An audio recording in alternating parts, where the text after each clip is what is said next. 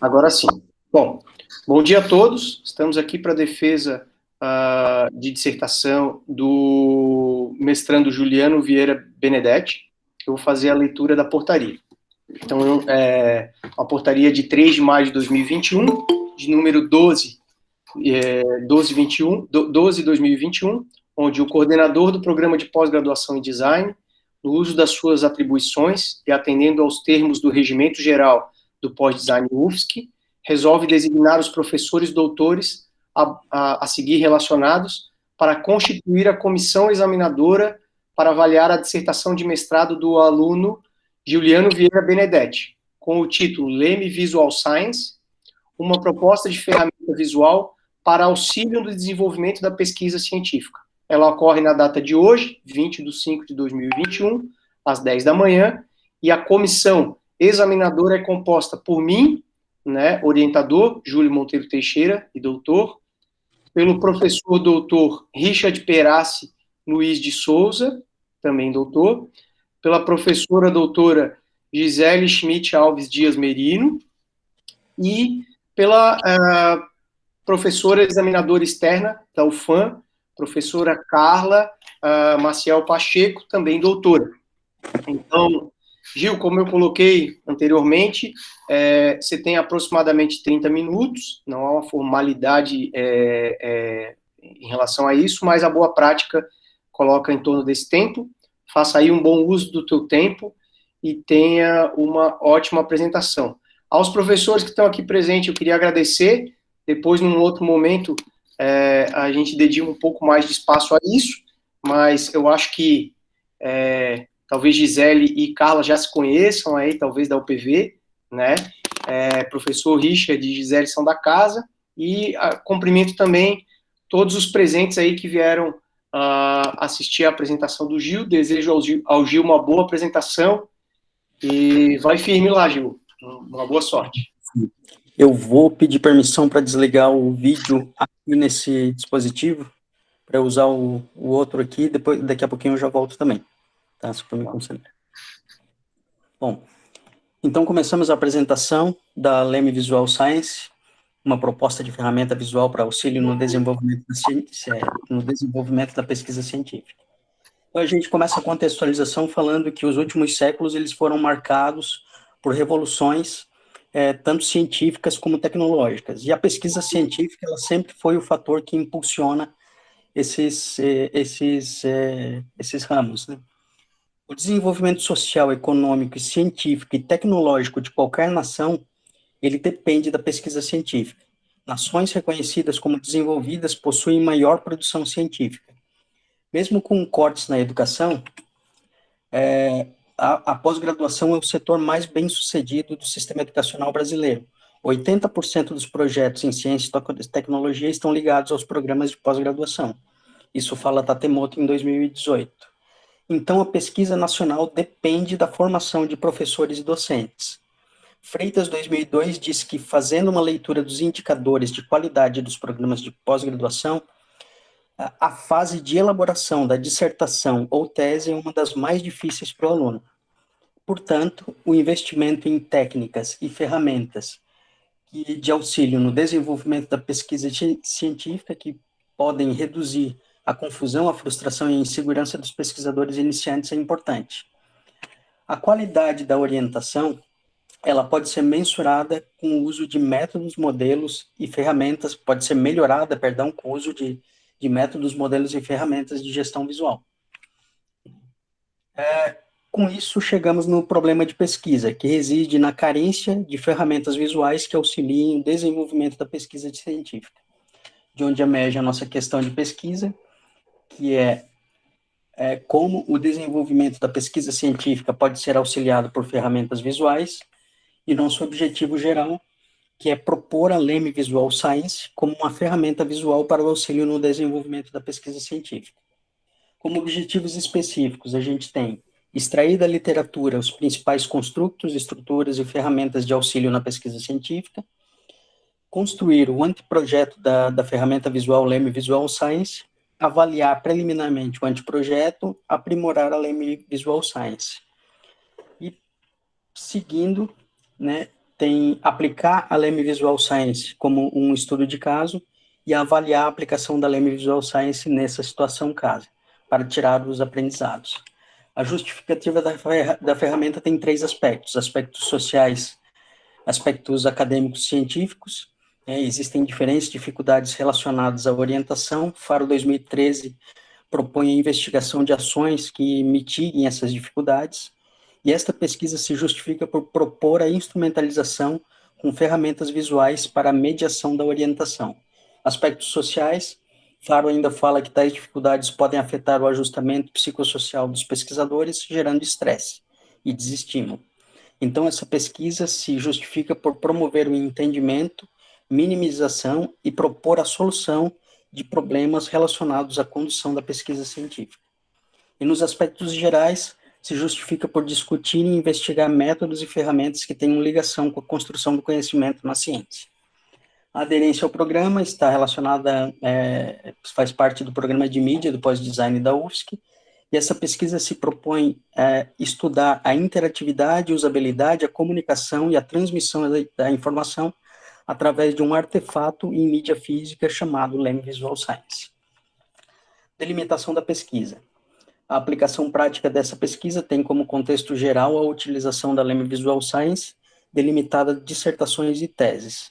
Em síntese, pertence a essa pesquisa, né? A aplicação e aferição e análise das guias 1, 2 e 3 da Leme Visual Science. Estrutura da pesquisa. Aqui se apresenta o alinhamento entre objetivos, os procedimentos e os resultados.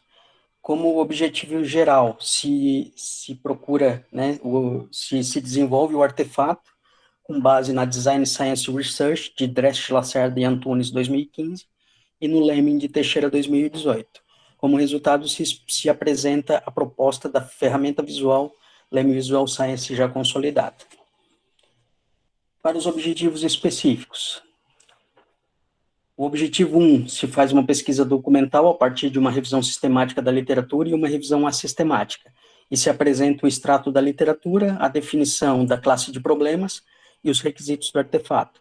Para o objetivo 2, se faz uma adaptação do método projeto ao Lemming e se entrega a evolução do anteprojeto da Leme Visual Science. Para o objetivo 3, se faz a aplicação em pré-testes, a definição dos requisitos de projeto, e se tem o resultado dos pré-testes e o quadro de inconsistências. Para o objetivo 4, se faz a análise de conformidade do anteprojeto quanto aos requisitos, e se tem a consolidação parcial da Leme Visual Science e as heurísticas de construção. Para o objetivo específico 5, se faz um estudo de caso e uma aferição, e se apresenta o relato como do estudo de caso e mais as heurísticas contingenciais. Para o objetivo específico 6, se faz um mapeamento das heurísticas, se apresenta a Leme Visual Science já consolidada e as heurísticas consolidadas. Como caracterização geral da pesquisa, ela tem uma abordagem qualitativa, finalidade aplicada, os objetivos a exploratória, descritiva e propositiva, e os procedimentos é bibliográfico e estudo de caso. Para a fundamentação, foi realizado um embasamento em 2 pilares: pesquisa científica, que fala sobre o problema da orientação, e gestão visual de projetos e visualização de informações. Aqui nós temos os autores usados na pesquisa científica e o problema da orientação. Muitos deles falam sobre a questão dos estressadores, né, os estressantes da pós-graduação, e sobre o modelo de referência implícito da pesquisa científica. A gente faz uma menção especial a uma das pesquisas que é de Araújo, Pimenta e Costa, que é a experiência do quadro norteador de projetos, né? Ela foi uma das pesquisas que, além de Medeiros et al., que também usa um Canvas para visualização de revisão sistemática, ela foi uma das pesquisas que estavam diretamente alinhadas ao tema. Ele usava uma ferramenta visual para definir as etapas iniciais de um projeto de pesquisa numa turma, nesse caso era uma turma de letras, e chegar num direcionamento para todo o projeto de pesquisa. Aqui nós temos os autores de gestão visual de projetos e visualização de informação. A gente usa muito Teixeira, né? Teixeira 2015 e Teixeira 2018. Pois tem o roadmap que a gente usa em outras partes da pesquisa. Extrato das principais contribuições. Esse para atingir o nosso objetivo 1. Né? Sobre as principais construtos e estruturas, percebe-se que o modelo de referência para a pesquisa científica é um conceito teórico não observável. Ele é parcialmente implícito, mais tácito, e são restritas as publicações que expressam de forma explícita as etapas para o desenvolvimento da pesquisa científica. Então, coube a essa pesquisa descrever um modelo de referência, através do embasamento empírico do pesquisador e do orientador, da fundamentação teórica apresentada e da observação sistemática das estruturas de pesquisas científicas já realizadas, artigos, dissertações e, nesse caso, teses, se focando em teses e dissertações. Se apresenta, então, os elementos estruturantes como modelo de referência da nossa pesquisa. Aqui tem a descrição de todas os elementos observáveis nas pesquisas, a definição do tema, o problema e justificativa, revisão da literatura, objetivos de discussões, conclusão e considerações finais. E esse é o nosso quadro de referência, o nosso modelo de referência. Então, para essa pesquisa, foram também identificados e definidas as classes de problemas. Podem ser concentrados em 3 classes, né? A classe 1, referente ao modelo, que a pesquisa científica não possui um modelo explícito. A classe 2, de comunicação, que é a carência de ferramentas que facilitem a orientação e o processo de pesquisa científica. E a classe 3, planejamento e execução, que se concentra na dificuldade de planejar as atividades acadêmicas a serem vivenciadas e executadas pelo orientando. Caso essas questões sejam respondidas de forma satisfatória, então os resultados podem ser generalizados para essas classes de problemas, né? E dessa forma auxiliando a expansão do conhecimento sobre ferramentas visuais de suporte à pesquisa científica. Na próxima etapa, se partiu para a definição dos requisitos do artefato, para orientar o processo em relação às metas a serem atingidas. Então, primeiro se definiu os stakeholders, né, o peso do perfil que iria usar a ferramenta, se definiu quais eram esses perfis, como usuários eram o orientando iniciante, o orientando expert e o orientador. Esses são os nossos 3 stakeholders, os 3 usuários da ferramenta. Definir as variáveis que eles iam ser pesados, que era alcance, que se refere ao potencial de uso da ferramenta pelo perfil, o impacto, é o potencial de impacto positivo ao usar a ferramenta visual, e esforço para aderir à ferramenta visual. Com isso, a gente definiu o peso dos perfis. Para o orientando iniciante ficou com peso 3, o orientando experiente peso 1 e o orientador peso 2. Essa matriz de pesos, ela também é baseada num trabalho de Teixeira, Benedetti e Hope de 2015.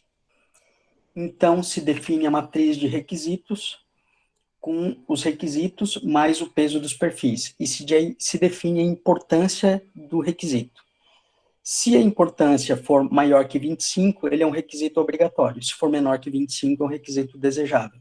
Então, a gente tem que estabelecer um modelo de referência, é um requisito desejável, desenvolver um conjunto de guias com foco na visualização dos elementos da pesquisa científica é obrigatório, indicar fluxos de entrada e saída e transformação é desejável, promover a visualização de informações é obrigatório, promover o paralelismo científico é obrigatório, e dividir a pesquisa em partes para favorecer a reflexão é obrigatório também.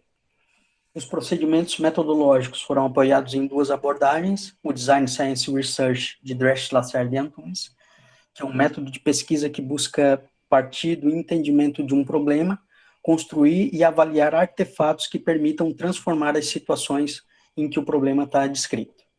E no Lemming, de Teixeira, que apresenta um roadmap que orienta a criação de modelos e ferramentas visuais. O roadmap, em síntese, ele é selecionar um modelo de referência, isso que a gente criou na etapa de fundamentação teórica, né, na etapa anterior, fazer um quadro de etapas, mapeando o que fazer, como fazer e o que entregar, que será apresentado na sequência, tornar o quadro de etapas mais visual, para melhorar a informação das informações. E aqui a gente tem as etapas da Design Science Research e as saídas nessa pesquisa, o paralelismo entre o Design Science Research e essa pesquisa. A identificação do problema na Design Science Research é a nossa questão de pesquisa e está no capítulo 1. A conscientização do problema é o nosso problema de pesquisa e está no capítulo 1 e parte no capítulo 2, na revisão da literatura. A revisão da literatura nessa pesquisa são os principais achados, a partir da revisão sistemática e sistemática, e a gestão visual de projetos e visualização das informações, está no capítulo 2. Identificação de artefatos e configuração das classes de problemas, está na síntese das principais contribuições da literatura, incluindo os extratos das principais contribuições, a definição da classe de problemas e o requisito do artefato, como já apresentado. Está no capítulo 2 também. Depois a gente tem a proposição de artefato para resolver o problema, que é apresentar a evolução da Lemming Visual Science e como nessa fase de construção do artefato é utilizado o Lemming de Teixeira. Aparece no capítulo 4. Depois, o projeto do artefato construído, que é a Lemming Visual Science em si, como ferramenta visual, apoiada nos eixos de síntese das contribuições, do conhecimento a priori dos pesquisadores, e o resultado da aplicação do artefato por meio dos pré-testes, aparece no capítulo 4 também.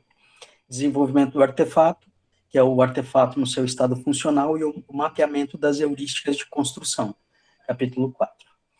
A avaliação do artefato, nessa pesquisa é a aplicação da Lemming Visual Science como estudo de caso e o mapeamento das heurísticas contingenciais, aparece no capítulo 5. A explicação das aprendizagens, aqui é o relato das aprendizagens e as heurísticas consolidadas, no capítulo 5 também. A consolidação da Lemming Visual Science como ferramenta visual aparece durante a apresentação, mas ela está inteira no apêndice. E as conclusões são os resultados da pesquisa e as principais decisões tomadas e limitações da pesquisa, e aparece no capítulo 6. Procedimentos metodológicos. Tanto a evolução da investigação quanto a evolução do artefato da ferramenta visual foram divididas em 3 fases.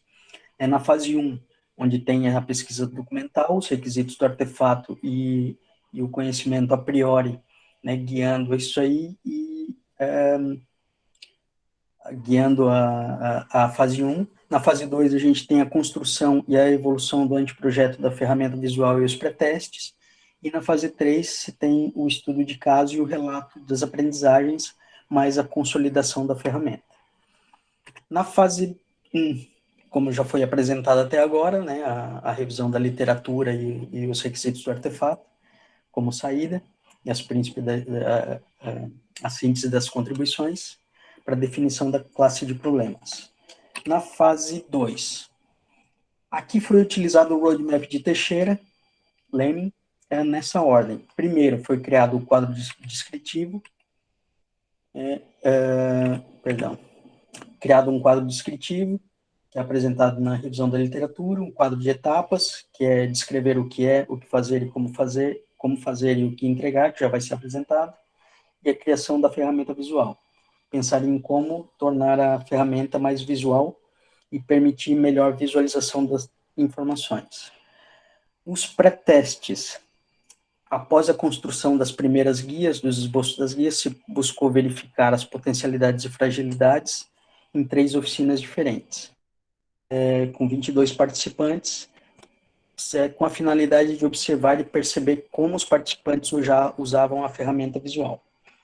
E, ao final, se tem um artefato funcional, mais as heurísticas de construção.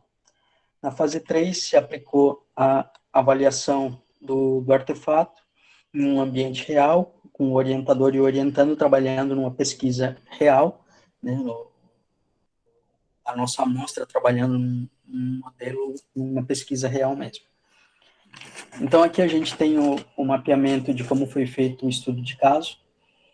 Primeiro, o estudo de caso se mostrou passível de utilização junto com a Design Science Research para a generalização das classes de problemas. O procedimento apresentado em 3 etapas.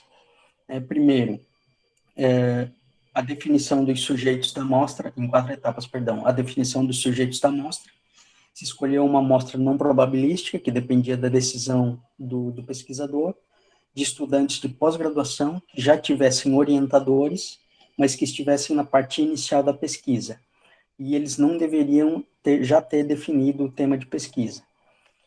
A aplicação do artefato junto aos sujeitos obedeceu um rigor metodológico, que era a apresentação da ferramenta, quanto às funções, finalidade das guias, se foi aplicada a guia 1 e 2 com uma amostra, guia 3 com outra amostra, daí se mostrava as guias, se explicava como funcionava, se entregava as guias para preenchimento, se dava um tempo de preenchimento, e depois era aplicada uma dinâmica de apresentação.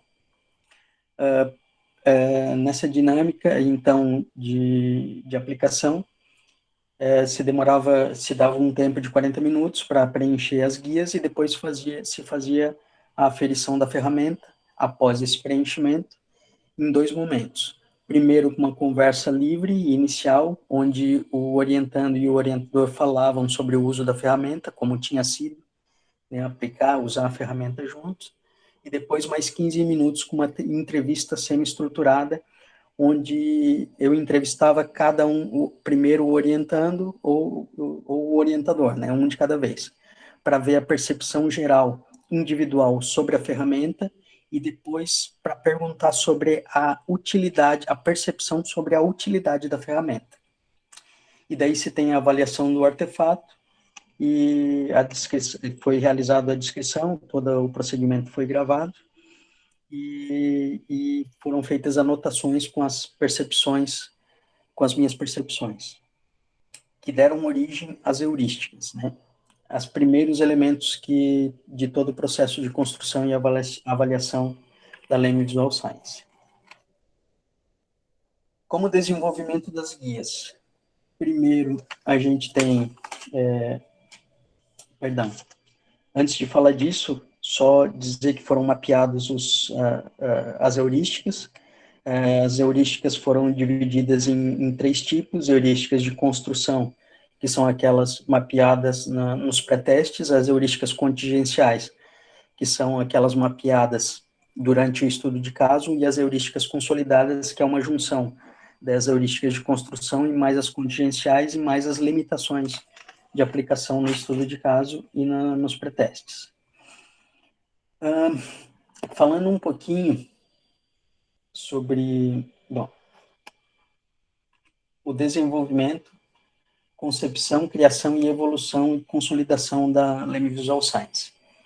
Aqui foi dividido em 3 sprints, com entradas e entregas de valor. Na sprint 1, se fez o quadro descritivo, já apresentado, e depois se fez o quadro de etapas. O quadro de etapas é um dos principais elementos para a construção das guias, porque ele tem o que é, o que fazer, como fazer e o que entregar para cada um dos elementos estruturantes da pesquisa. Aqui se apresenta o quadro, né, como ele foi feito. Na sprint 2, foram criadas as ferramentas visuais, que é a transformação do quadro de etapas em soluções visuais. Então, primeiro foi feito um esboço à mão daqueles elementos estruturantes, de como eles iam aparecer numa guia, que pudesse orientar o pesquisador iniciante, nesse caso, e ajudar o orientador. Primeiro um esboço à mão, depois um desenho em software vetorial, e depois a aplicação desse desenho em pré-testes. Na sprint 2, perdão, né, que é a criação da guia. Aqui se apresenta a guia 1, A guia 1, ela tem seleção, ela serve para seleção de temáticas e interesse do orientador e orientando, e ela é dividida em alguns momentos, em 3 momentos. O momento 1 é a seleção de temáticas de interesse.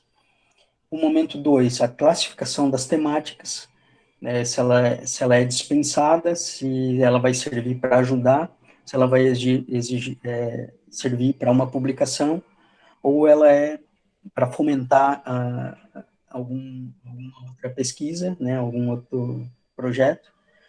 E, por fim, a gente tem a seleção final das temáticas. O momento 3 é o resumo das temáticas e a aplicação dela num diagrama de Venn para visualização. Aqui, na construção dessa guia, é onde foram mapeadas, né, onde foram vistas as primeiras heurísticas de construção. Essas guias elas foram surgindo ali nos pré-testes e todos os ajustes partiram dessas heurísticas de construção. Primeiro foi a reorganização dos espaços para escrita, o local do diagrama de Venn mudou, os ajustes na escala de interesse, o local do quadro de pontuação, o espaço para o quadro de distribuição, o local, né, e o espaço onde estava o quadro de distribuição, e o espaço para informações de preenchimento. Aqui a gente tem a consolidação da guia, né, a última versão, a partir dos pré-testes, que foi usada no estudo de caso.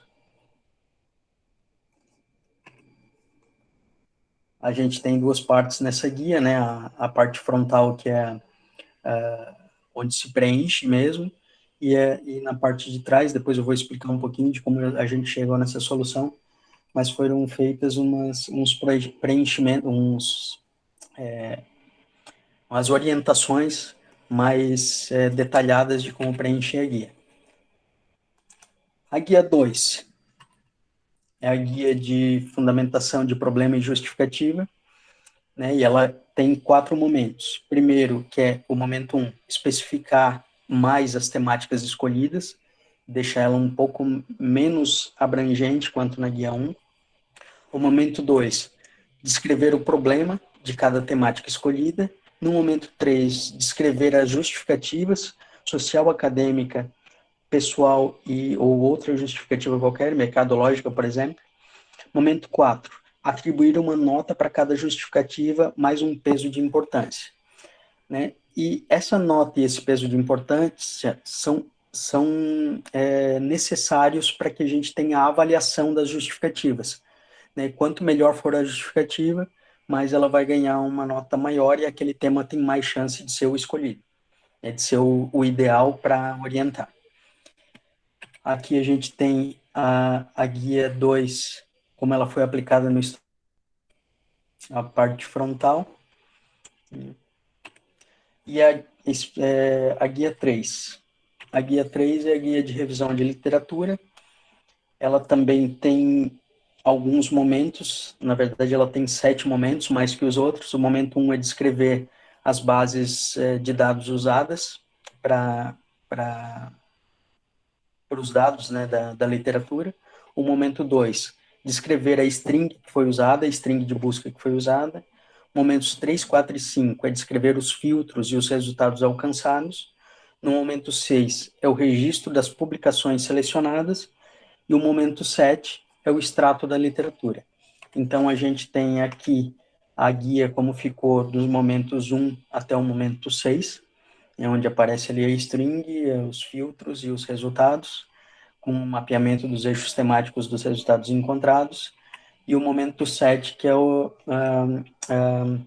extrato da literatura, onde se coloca o assunto, os autores, os métodos utilizados, resultados e as observações.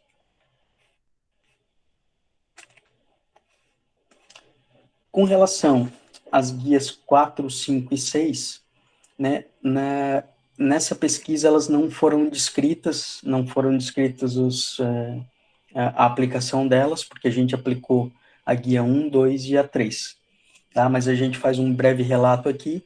A guia 4 é a da esquerda, que é dos objetivos e discussões. A guia 5, a do meio, o que já foi constatado sobre a pesquisa, e a guia 6 é uma guia de orientação que serve para classificar a pesquisa que está sendo realizada. Então, a gente tem, depois da aplicação dos pré-testes, né, depois da construção da guia, das guias, a aplicação dos pré-testes, a gente tem as heurísticas, o mapeamento das heurísticas de construção. Então, as heurísticas de construção foram somadas mais aos requisitos do projeto. A partir do anteprojeto foram identificados como heurística de construção, fácil leitura e visualização das informações, o artefato deveria ser autoexplicativo, o formato das guias deveria ser padronizado na horizontal, os espaços para as respostas deveriam ser maiores e os ícones para identificar as informações, deveriam haver ícones para identificar as informações. As heurísticas de construção a partir dos pré-testes. Algumas heurísticas foram alteradas pelos feedbacks. O formato deveria ser padronizado para horizontal, os espaços para preenchimento são pequenos, a retirada das pautas, reorganização dos elementos gráficos, uso de explicações rápidas no mesmo local, por isso foi criado o cabeçalho. E as heurísticas de construção a partir do artefato já consolidado, da última guia que a gente viu. Deveriam possuir instruções complementares, por isso foi criada aquela segunda parte da guia, a parte de trás com as orientações mais completas. Aqui a gente tem um quadro com a síntese, a avaliação dos requisitos aparece na sequência, a síntese descritiva das heurísticas, faltou esse slide. Bom, a gente vai para a aplicação da LEM Visual Science como estudo de caso. Então, somente as guias 1, 2 e 3, como falei, foram aplicadas como estudo de caso. Foram a guia 1 e 2 num momento, a guia 3 num momento diferente, e de acordo com a metodologia já explicada anteriormente.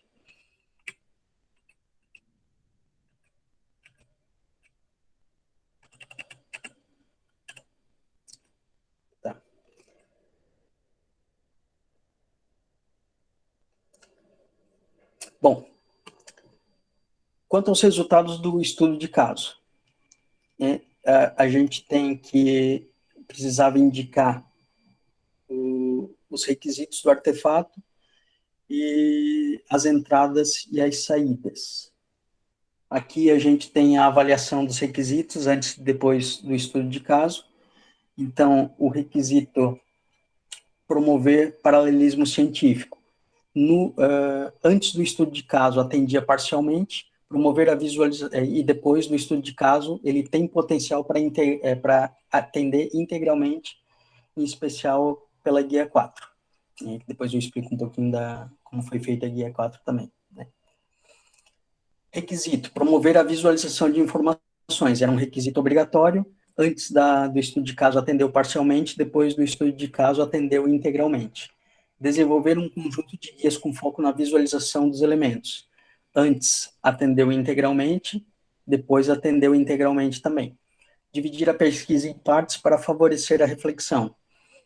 Atendeu parcialmente antes do estudo de caso e atendeu integralmente após o estudo de caso. Estabelecer um modelo de referência era um requisito desejável, atendeu parcialmente antes do estudo de caso e parcialmente depois do estudo de caso. Indicar fluxos de entrada e saída e transformação, atendeu parcialmente antes e atendeu parcialmente depois do estudo de caso.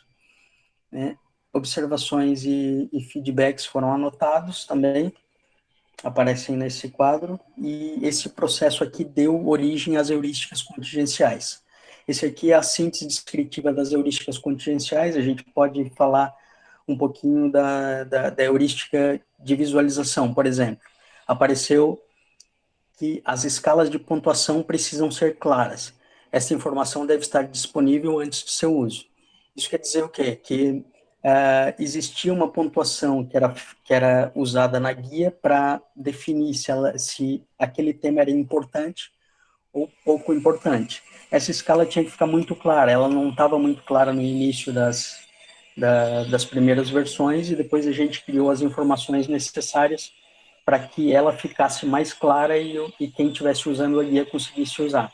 A adequação do espaço, otimizada para receber mais informação onde ela for necessária.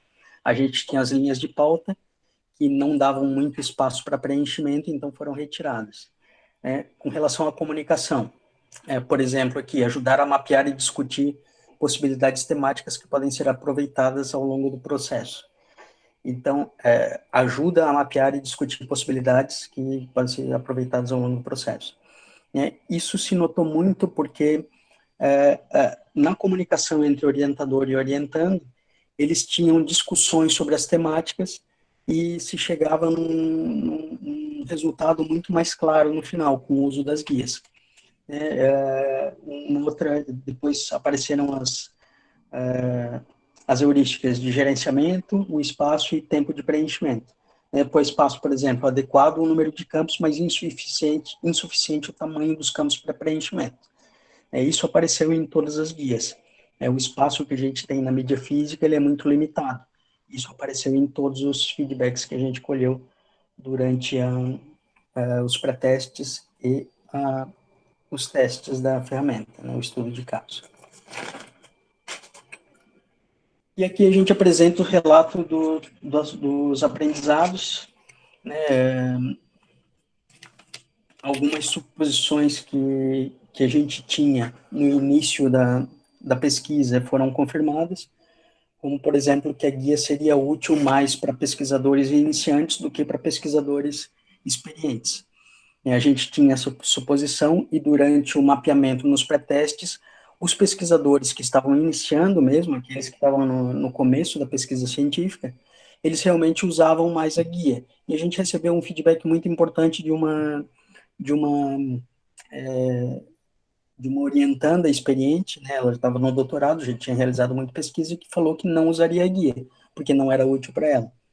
Isso é só um exemplo.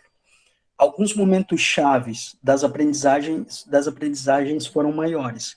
Por exemplo, nos pré-testes. Nos pré-testes, a gente teve muito mais mapeamento de heurísticas do que no decorrer do estudo de caso. A RSL mostrou a carência de pesquisas sobre ferramentas de auxílio na pesquisa científica.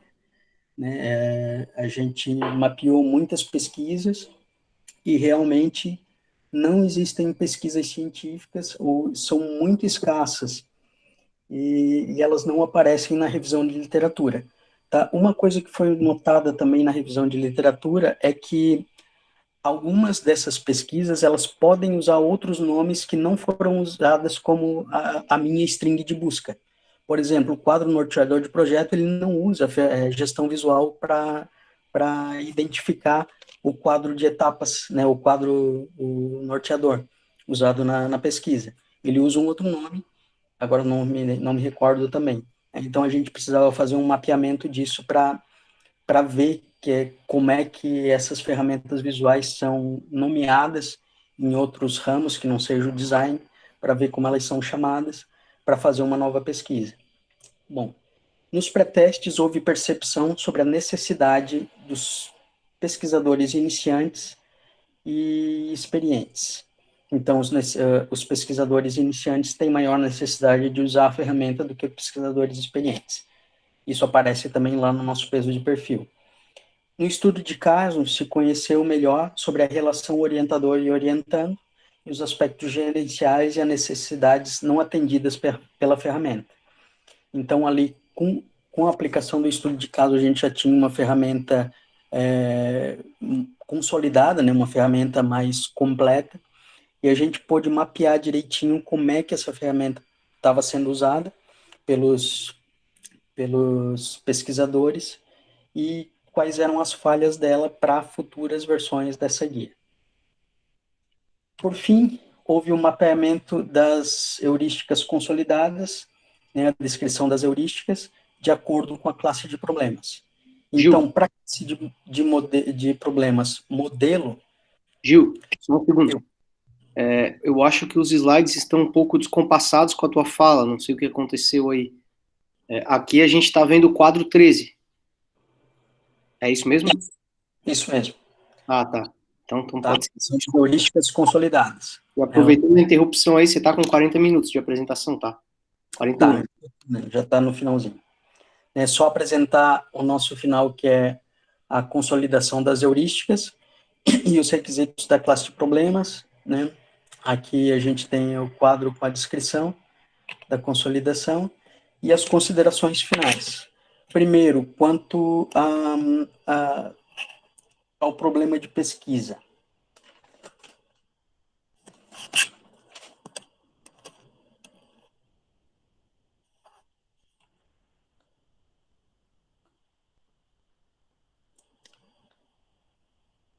Se percebe, então, que a ferramenta visual, ela realmente pode auxiliar, né? A questão de pesquisa era como o desenvolvimento da pesquisa científica pode ser auxiliado pela ferramenta visual e se percebe realmente que a ferramenta ela tem um potencial para auxiliar o desenvolvimento da pesquisa pelas diferentes partes, orientador e orientando. Isso amplia o papel da orientação para além da elaboração do projeto final, diminuindo fatores estressores da pesquisa. Quanto aos objetivos, acredita-se que a Leme Visual Science teve sucesso como ferramenta visual, pois gerou conhecimentos e soluções que conjugam rigor teórico, metodológico e utilidade prática para a comunidade acadêmica. Quanto aos procedimentos, os pré-testes foram essenciais, pois possibilitaram melhorias na ferramenta visual antes do estudo de caso, por meio das heurísticas de construção.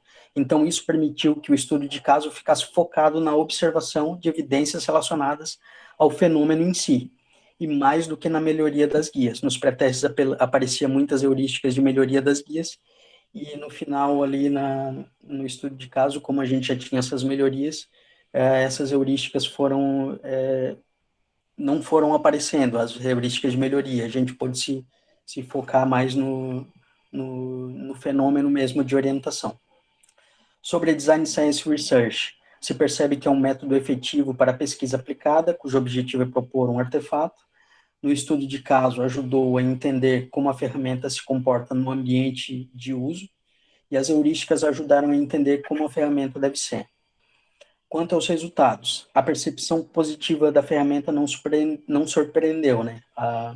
Nem a mim, nem ao orientador, pois já era esperado, pois, conforme aparece na literatura, são escassas as ferramentas visuais que auxiliam o desenvolvimento de projetos de pesquisas científicas. Então, a gente supunha que ela teria uma boa aceitação. Percebe-se também que o fato de suporte das guias ser físico, tendo um papel como mídia, limitou a sua utilização durante a pandemia de Covid-19. Então, a gente teve que parar o estudo de caso com a amostra que a gente tinha, porque esse fato de ter a interação orientador e orientando, usando a guia, a conversa dos dois, gerando ideias, né, e mapeando os temas, ele não ia conseguir ser replicado virtualmente. Então, recomenda-se a investigação de um modelo digital também, para comparação com o modelo descrito nessa pesquisa. Com relação à comunicação, descobriu-se que a mediação é facilitada pelo sistema de notas, minimizando conflitos e opiniões individuais. Tanto a opinião do orientador como o orientando são levadas em conta a partir do sistema de notas, e isso ajuda a definir um tema em comum de interesse. Isso foi muito útil. Quanto às heurísticas, percebeu-se que os requisitos da ferramenta e sua mudança se deram de acordo com o surgimento das heurísticas. Primeiro como requisito, depois nos pré-testes com as heurísticas de construção e no estudo de caso com as heurísticas contingenciais, definindo os requisitos e atribuindo maior assertividade ao resultado final. Então, a guia que foi aplicada no estudo de caso, ela foi mais assertiva, né? E a gente não teve feedbacks com relação ao design da ferramenta, e sim com relação à orientação, que era o nosso objetivo. Quanto às limitações da pesquisa, como relatado anteriormente, a mídia digital não faz parte dessa investigação, porém, foi inevitável usar ela na Guia 4, né, e ela se mostrou de bastante relevância. A gente notou que ela tem bastante utilidade sendo digital, e então é sugerido para o estudo da aplicação das guias em formato digital também, né, em outra pesquisa. Também é sugerido a aplicação dessas guias em outros projetos de pesquisa científica, como artigos, projetos mesmo, relatórios científicos, TCCs, etc. Indicações para trabalho futuro, a gente também diz que é preciso estabelecer um modelo de referência, já que aqui a gente tem só um mapeamento, né? Então, estabelecer mesmo esse modelo, esse desdobramento digital que a gente estava falando antes de todas as guias, e a mensuração do impacto de uso com relação ao estresse e estressores. E com isso eu concluo a minha fala.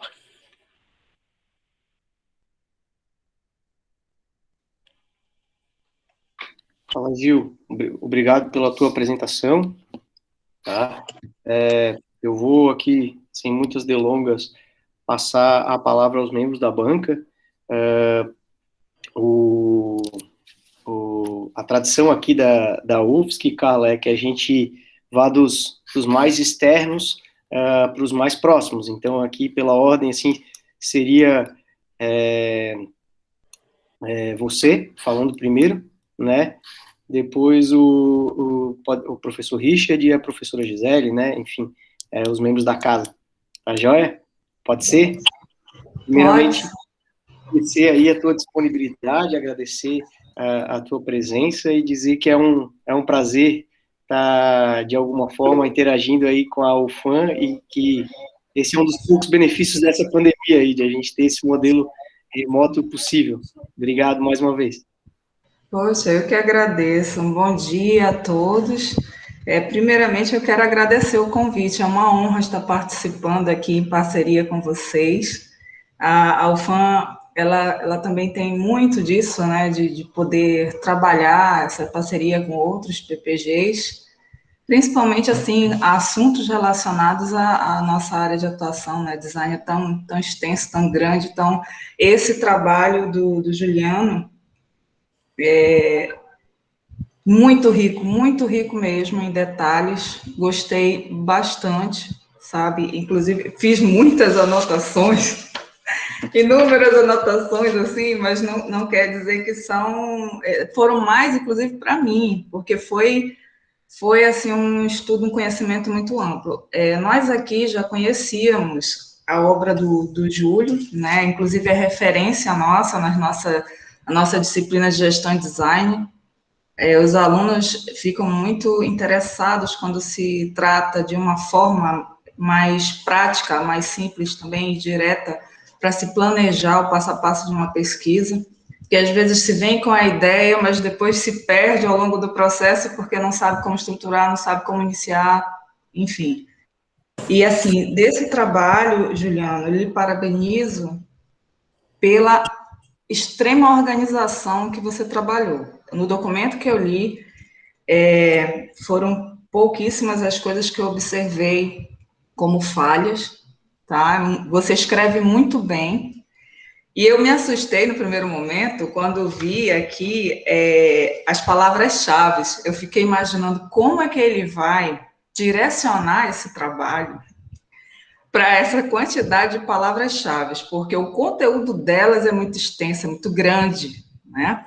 E aí, como pontuar isso, transformando o uso e o valor dos conceitos que essas palavras-chave trazem para o seu estudo por meio de objetivos? Eu pensei assim, serão muitas ações a serem tomadas, né? E aí, quando a gente vê pela temática que você busca, através da sua proposta, o auxílio por meio dessa ferramenta para auxiliar a pesquisa científica, eu vi pelo o resumo do seu trabalho, ele realmente conta um pouco de cada etapa que você estudou e construiu, né? E quando eu estava lendo toda a parte inicial da apresentação, e analisei aqui principalmente a ênfase que você dá nessa preocupação, né, dessa difícil atuação, ou seja, a interação entre o orientador e o pesquisador iniciante, que é orientando, por meio de algo que possa facilitar essa relação, o trabalho da temática para o desenvolvimento de uma pesquisa científica, isso então chamou muito a minha atenção, porque realmente é um assunto um pouco delicado, né? Ainda mais tratando-se de programas de pós-graduação, como você enfatiza aqui. Cada programa tem sua forma de atuar, né? Tem professores que pensam de forma diferente, mas, assim, eu acho que isso aqui é o início de um processo que pode ajudar muito dentro dos programas de pós-graduação, principalmente essa interação entre o professor e o aluno. Então, assim, na problemática, eu achei bem claro o que você havia identificado, que é essa carência da ferramenta visual para auxiliar nesse desenvolvimento da pesquisa científica, e você tem enfatizado na questão do modelo de orientação hands-on, né? Isso aí também é muito prático, é muito importante. Então, assim, olhando aqui a distribuição dos seus objetivos, eu realmente vi um pouquinho de cada uma dessas palavras-chave. E aí teve uma questão aqui que no início me incomodou, mas depois eu vi que lá nos seus procedimentos metodológicos, você explica perfeitamente a maneira como esses pontos foram abordados de forma direta à sua proposta, né? Porque na delimitação você colocou que a atenção maior seria quanto ao anteparo, né, a ferramenta, ao estudo de caso, a aplicação e os resultados que você ia abordar, apanhar com base na sua pesquisa. E aí eu fiquei pensando, poxa, seria interessante, eu até pensei, vou falar isso para ver se ele conversa com o orientador dele e pensa numa forma de incluir isso no documento, né? Seria interessante fazer uma delimitação também para esses pontos que são importantes, que seria o que você está abordando especificamente da gestão visual de projeto, da produção científica e do Design Science Research.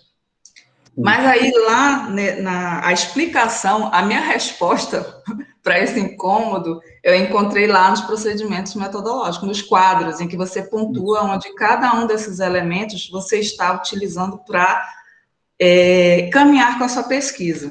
Então, eu retiro aqui essa consideração, porque eu achei muito interessante você ter trabalhado isso dentro da metodologia, tá? Inclusive, aqui no começo também, coisas que eu pontuei como fundamentais, sabe, Juliana? Inclusive, eu peço a permissão para ser uma referência para os nossos orientandos como uma forma, você consegue trabalhar muito bem a escrita e, em seguida, exemplificar isso em quadros, né? Trabalhando de forma resumida o que você realmente se propôs a fazer, os métodos que utilizou e resultados que obteve. Isso é muito importante, porque nota que você teve uma visualização, ou seja, colocou em prática o que você estava pesquisando em cima da ferramenta, né? Visualizar de forma geral todo o processo, né? Então, assim, eu dou um destaque muito grande para esse quadro, dentro da estrutura do seu trabalho, que resume aí como que está alinhada a tua pesquisa quanto a objetivos, procedimentos e resultados. Eu fui acompanhando passo a passo cada um deles, né? A questão de cada objetivo que você propôs, a forma como descobriu, ou seja, investigou, escolheu para conduzir esse passo a passo e foi observando os resultados. Isso é muito rico para ainda mais para uma dissertação. Geralmente a gente olha isso de forma mais evoluída numa tese, né, de doutorado. Mas a gente percebe toda a preocupação que você teve para ir profundamente, né, na busca dessa solução, essa solução que você identificou como problema, né, para esse problema, e foi esquematizando tudo isso.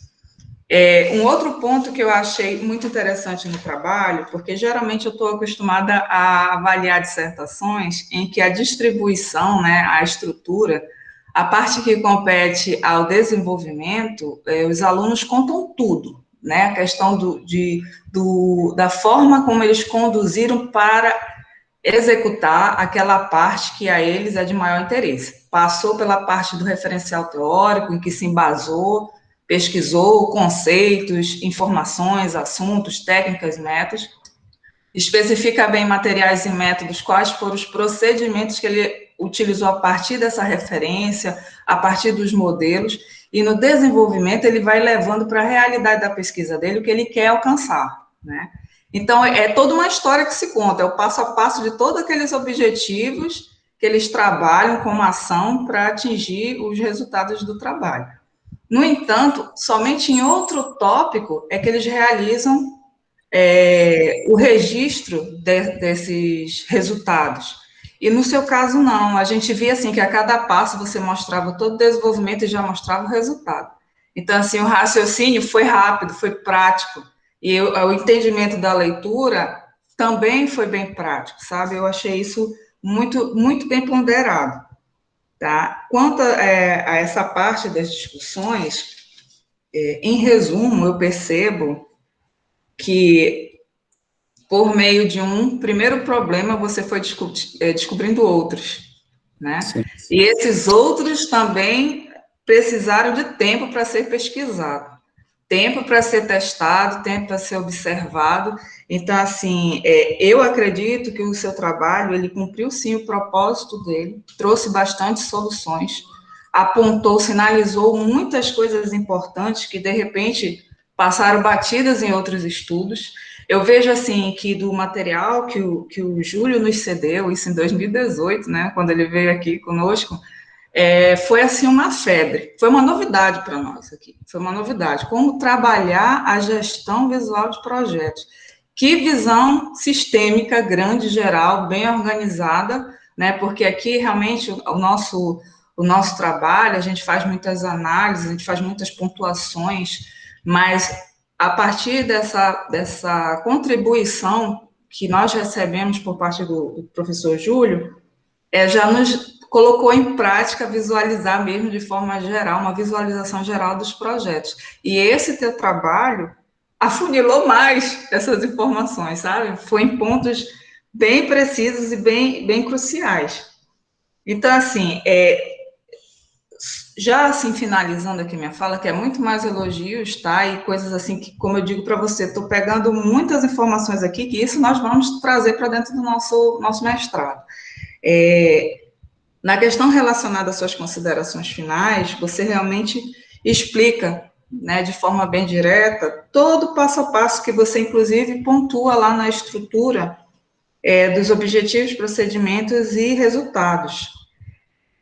No entanto, eu queria lhe perguntar, eu vejo assim, você atendeu todo o propósito da tua pesquisa, mas eu pergunto, não existe nenhuma lacuna aí que, de repente, possa ser uma ponte para futuros estudos, de repente, uma continuação para doutorado? Aí fica a pergunta, tá? Na ferramenta visual mesmo, a professora pergunta. Isso. A gente mapeou bastante coisa, né? Mas sempre vão surgir outras coisas a partir da aplicação da ferramenta, né? Como eu expliquei ali, só foi feito esse estudo de caso da ferramenta. A gente não teve possibilidade de aplicar mais porque aconteceu a pandemia e a gente não tinha mais como interagir com as pessoas. Então, à medida que a gente aplicar a ferramenta de novo, vão surgir mais heurísticas. E essas heurísticas vão indicar coisas que precisam ser trabalhadas na ferramenta e coisas que precisam ser melhoradas nela, e a gente pode ali aplicar, né, continuar esse estudo até chegar numa ferramenta realmente que cumpra essa função. Certo. Bom, quanto assim algumas observações, tá? Eu notei que observei bem isso no primeiro capítulo. Algumas identificações de tópicos estão com números alterados. Tá? Depois eu posso passar para você. Mas, no mais, eu acredito que a formatação, a estruturação, a escrita, todo o pensamento, o alinhamento de cada capítulo com o outro, isso está muito bem claro para mim. Eu parabenizo você, seu trabalho é realmente muito bom, e pode acreditar que realmente ele vai ser uma grande referência para outros alunos e professores que têm essa dificuldade, né, de trabalhar por meio das orientações, o processo de orientação, né, para conduzir melhor o trabalho dos pesquisadores iniciantes. Nós aqui, com certeza, vamos querer utilizar como um dos modelos, né, de apoio para esse tipo de procedimento. Eu agradeço, tá? Parabéns. Muito obrigado, professora. Falando um pouquinho, né, tendo o professor Júlio como orientador, não tinha como ser diferente. O Júlio é uma pessoa muito metodológica, assim, ele conhece muitos processos, e esse estilo de orientação dele, que faz referência ao estilo hands-on, como a professora, né, mencionou um pouquinho antes, ele ajuda muito esse processo de escrita e de organização de todo o trabalho, né?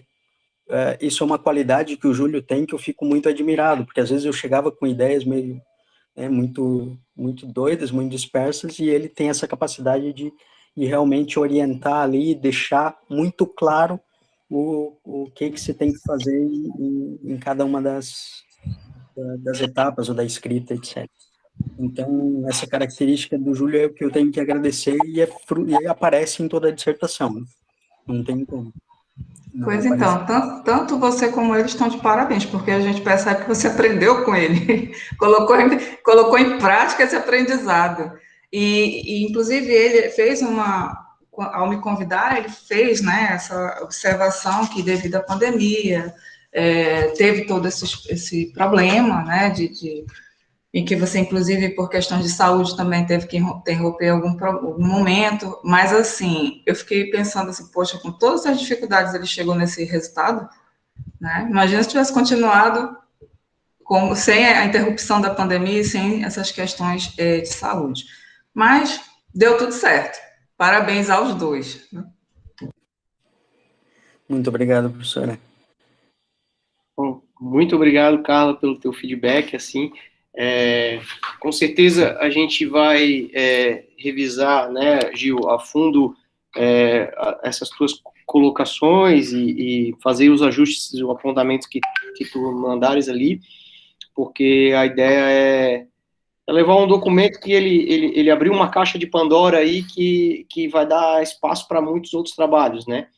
E aí, eu fico muito agradecido, assim, da fala do Gil também, de dizer dessa participação, mas eu queria ressaltar aí que o mérito do trabalho é dele, né, todo dele.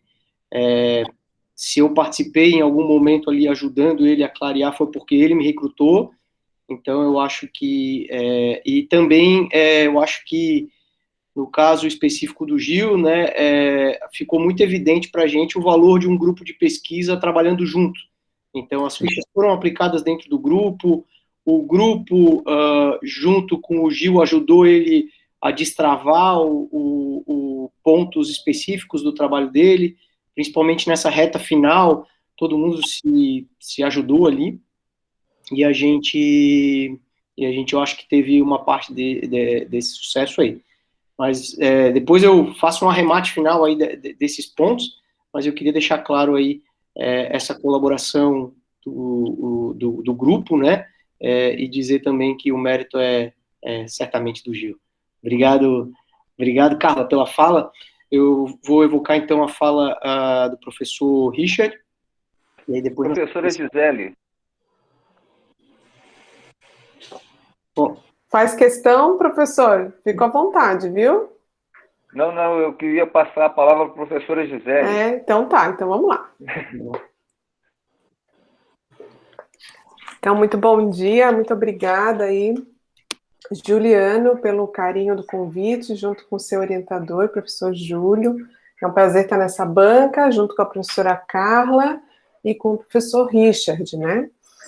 Bom, serei objetiva, então, aqui na minha fala. Primeiro, dizer que o tema, eu me surpreendi, eu achei muito bacana a proposta, né, Júlio, visto que eu acho que a gente, no programa, a gente tem bastante essa postura, né, falo por mim, conhecendo muito o Júlio de longa data, essa parceria da gente se colocar muito no lugar, né, de já ter sido aluno, né, e ver aonde são os pontos que podem serem potencializados, digamos assim, né, o que a gente pode estruturar nessa organização, nesse gerenciamento dessa relação, né, orientando-orientador, tão importante, né, e que certamente também, sim, essa relação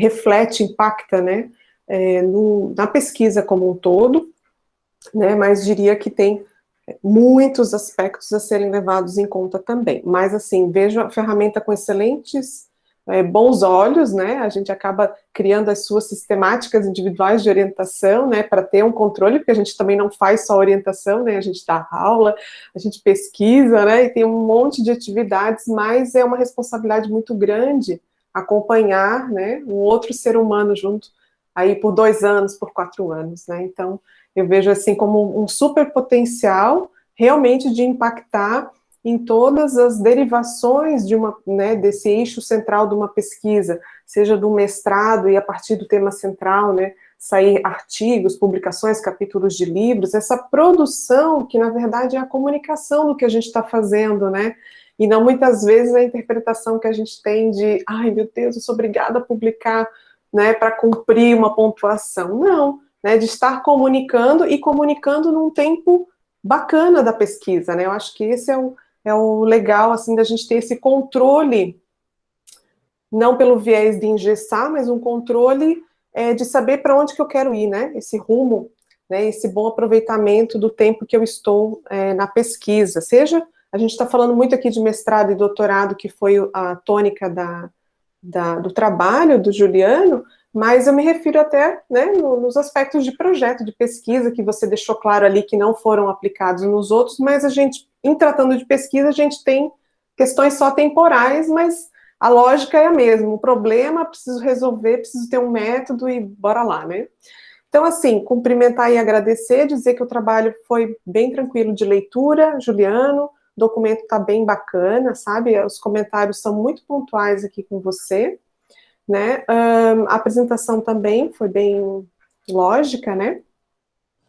E destaco aí esse alinhamento que você fez, né? Então, com relação ao teu título que você traz, a proposta da ferramenta, o teu problema central é a carência de ferramenta visual nesse contexto científico específico, né? E aí, o cuidado que eu trago somente para esse assunto delicado de orientação, né? Dentro de programas de pós e falando de um todo, né, é exatamente uma citação que você traz ali no 1.1 do problema de pesquisa, que você coloca ali, né, nessa pesquisa entende-se que um dos pontos críticos e responsáveis por fracasso e sucesso dos alunos é a qualidade de orientação. Sim, eu acredito que sim, também, né, mas não só. Então, assim, eu acho que existe uma via de mão dupla aí também, né? E uma série de outros elementos. Então, assim, eu acho que talvez eu não enfatizaria tanto isso, né? Ou deixaria mais explícito essa relação orientando-orientador. Porque não foi alvo do seu trabalho entender profundamente um orientador, o que é uma orientação, né? Até porque eu acho difícil, porque cada contexto, cada um tem o seu jeito, né? Cada um tem o seu jeito. E eu concordo com, assim, minha opinião particular, sim, que muito, muito tem a ver com orientador, tá? Mas é uma relação. Então, às vezes, tem o outro lado também. Você se esmera como orientador e você não tem feedback. Ou o aluno se perde no mundo, se perde no tempo. Então, assim, não é mérito discutir isso, porque eu acho que isso é uma coisa, sabe, deixa aí para outras instâncias. Então, eu deixaria suave isso, né? A ferramenta, ela vem mesmo como um potencial, para um meio de conversa, um meio da gente estar alinhado, sabe? Aproveitar o tempo, né?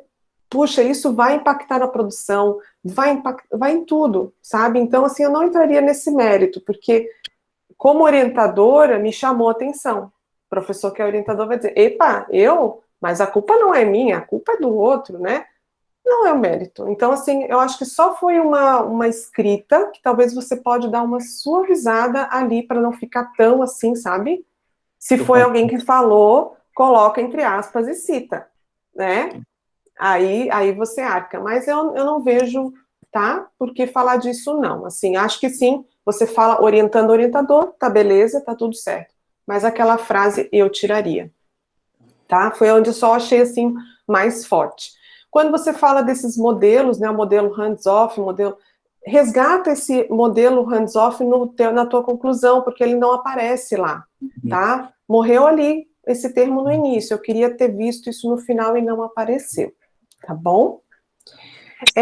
Eu não sei se foi um critério de vocês, Júlio, trazer já o nome da ferramenta no resumo, no objetivo, ali já explícita, né, propor a LEME, papapá, mas habitualmente quando a gente vai propor um desenvolvimento de alguma coisa no trabalho, a gente só apresenta o nome dela lá no capítulo que desenvolveu de fato, tá? Não vejo que no título já está o nome, perfeito, porque já tem o nome, né? Mas ali no objetivo é propor a ferramenta visual para o auxílio, né? Então ela ganha um nome naquele capítulo onde ela é desenvolvida, tá? É só uma observação, porque, digamos, você já, Juliano, adianta, né? É como se já tivesse tudo pronto e você fez uma engenharia reversa para mostrar. E eu acredito que não foi isso que aconteceu. Você foi construindo a pesquisa e a ferramenta nasceu, e esse nome pode até, às vezes, já de início ter aparecido o nome, né? Mas, de fato, ela foi consolidada naquele tópico de desenvolvimento, tá?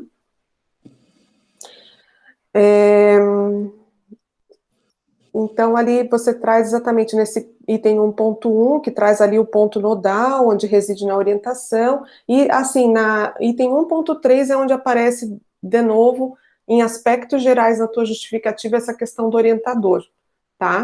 Então, foram 2 pontos, assim, onde eu notei que elas estavam mais gritante, tá? Então, onde pode dar uma suavizada nessa escrita, tá bom? Né? E aí, como você traz o autor ali com a página, ou se foi uma citação textual, aí coloca entre aspas, tá? Tá. Mas, assim, bem tranquilo, acho que é mais só nesse sentido mesmo. E também o item, Júlio, ali da aderência ao programa, o último parágrafo ali, né, pode estar, mas eu não vejo necessidade de estar colocando ali que a ferramenta, mídia analógica, né, na forma de fichas para imprimir, né, é só um complemento, mas não tira nada o mérito e nem a coisa da linha, tá super alinhado, super bacana esse trabalho. Juliano, sugiro uma inversão de itens, o 1.8 passa a ser 1.7, você tem que trazer a caracterização antes da estrutura do documento, tá? Estrutura da dissertação é o último tópico desse capítulo, tá? Bom,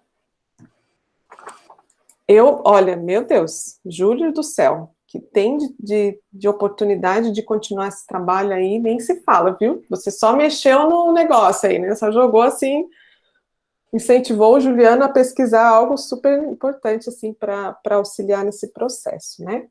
Mas, assim, no geral, o grosso, tanto da ferramenta, a metodologia está super bem explicada, os procedimentos, está ótimo, né?